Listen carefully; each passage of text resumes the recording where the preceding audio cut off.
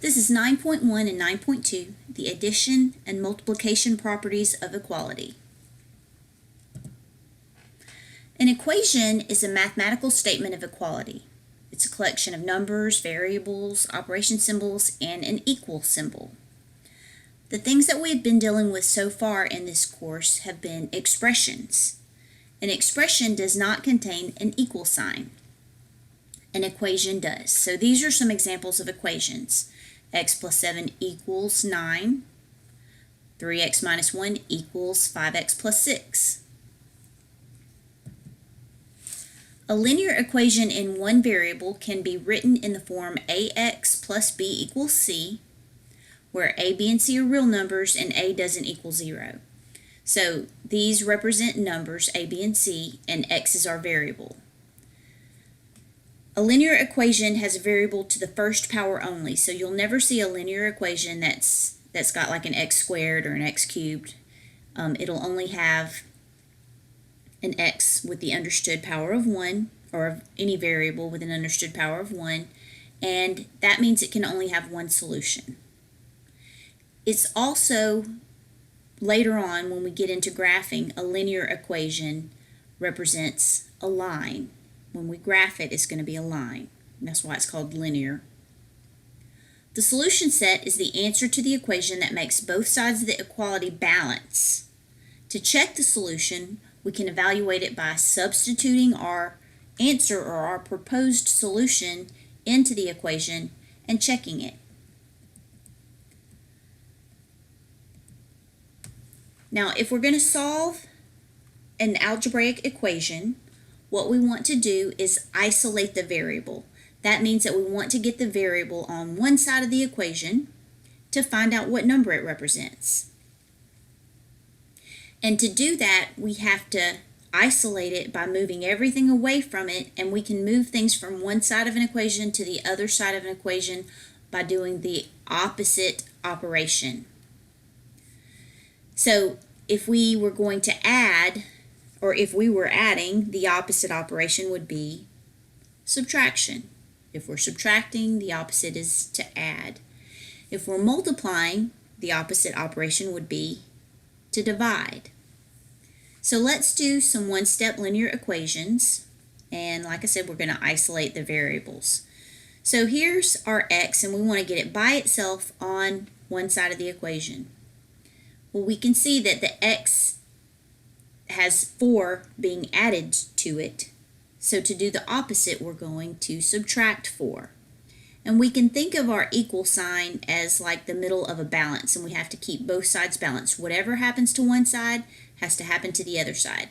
So if I subtract 4 from the left side, I need to subtract 4 from the right side. So that gives me x equals 8, and that's my solution. Now, we can always check our answers by just plugging them into the original equation and seeing if it works out.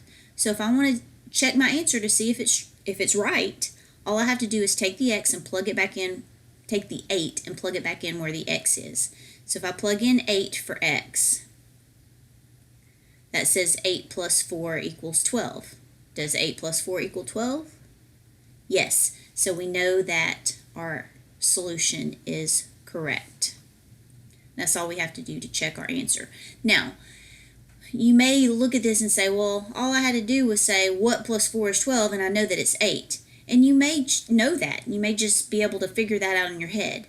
But I'm going to encourage you not to do shortcuts like that. You need to practice taking these steps, because in just a little while, we'll be doing more difficult equations that you won't be able to just look at and figure out.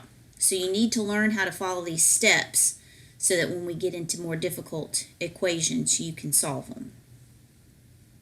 In number 2, we have an x here, and 4 is being subtracted from x. So we're going to do the opposite by adding 4.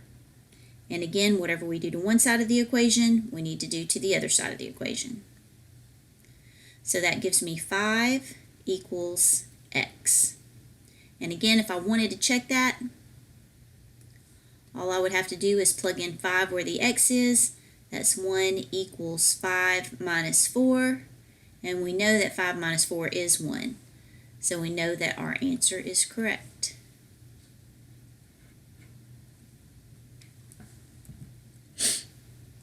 Okay, for number 3, we have x plus 3 equals negative 15.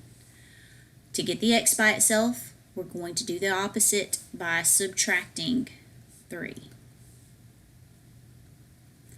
Now remember, if my signs are the same, we actually add.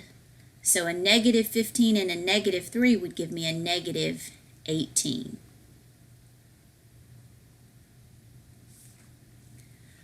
For number 4, the 1 is in front of the x, but it's still being added to the x. It's a positive 1 plus x, so the opposite would be minus 1. And I'm going to subtract 1 from the other side of the equation.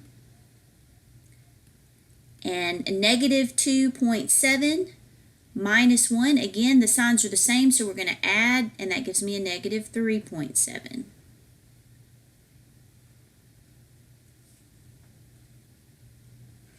Okay, for number 5, we have fractions.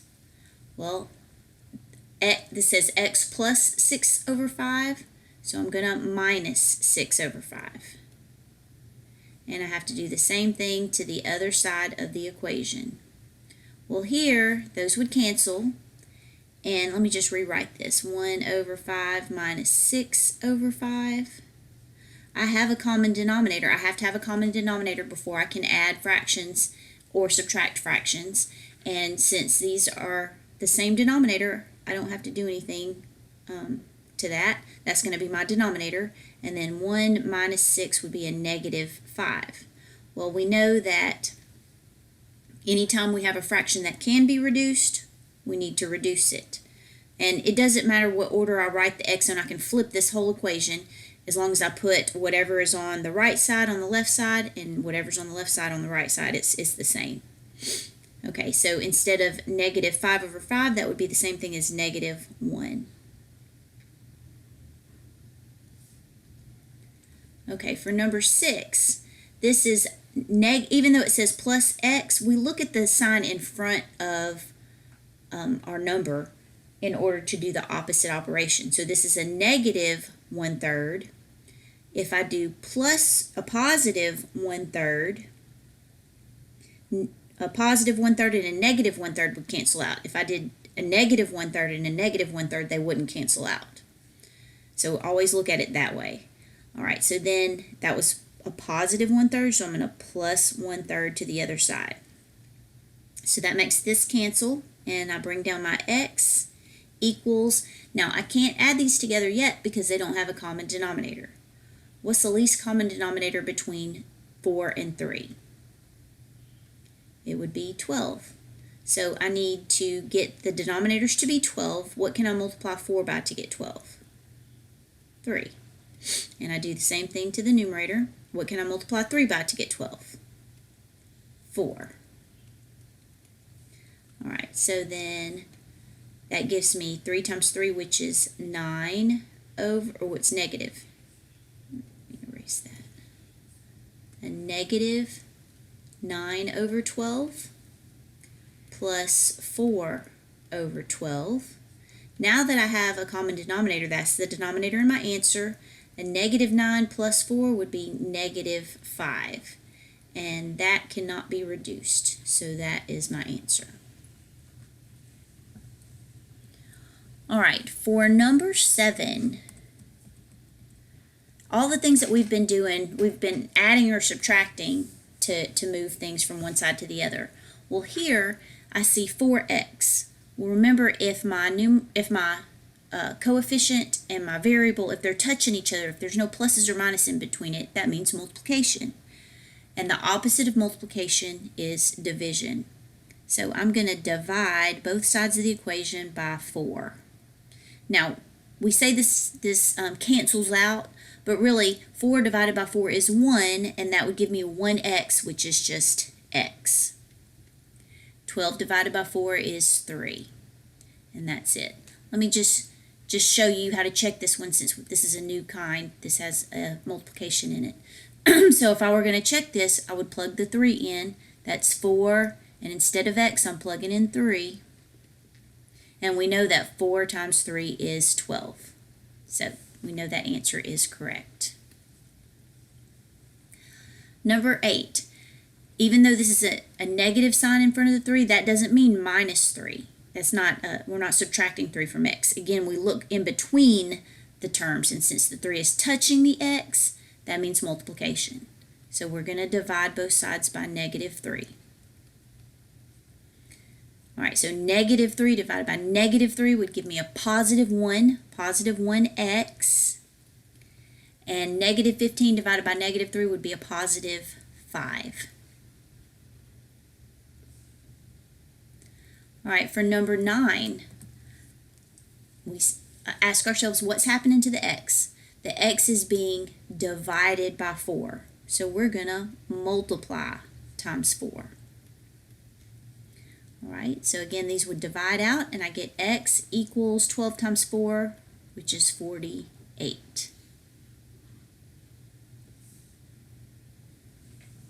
Number 10, x is being divided by negative 3, so we're going to multiply times negative 3. These divide out. I get x equals negative times negative. That would be positive 15.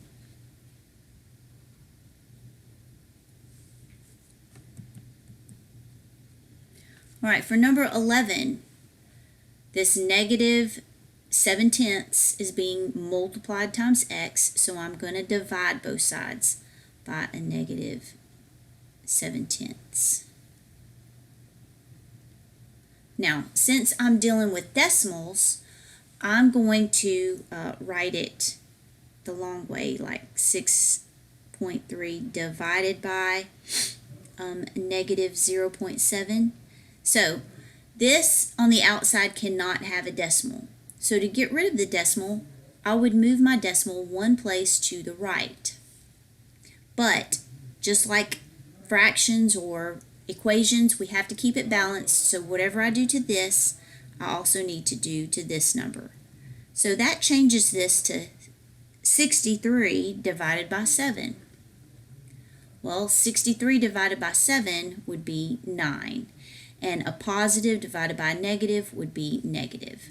So that means this right here is 9, so I have negative 9 equals x.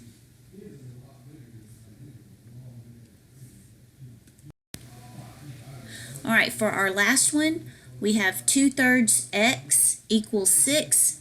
The 2/3 is being multiplied times x, but so if we're the opposite of multiplication would be division, but we can't divide a fraction by a fraction. The way that we divide fractions is we multiply by the reciprocal. So the reciprocal of 2/3 would be 3/2. And I'm going to multiply the other side times 3/2. So that would give me x equals, remember this is understood to be over 1. So I multiply the top times the top. We don't have to have a common denominator. That would be 18 over 1 times 2, which is 2. And that would reduce to 9. And that is how we do one-step linear equations.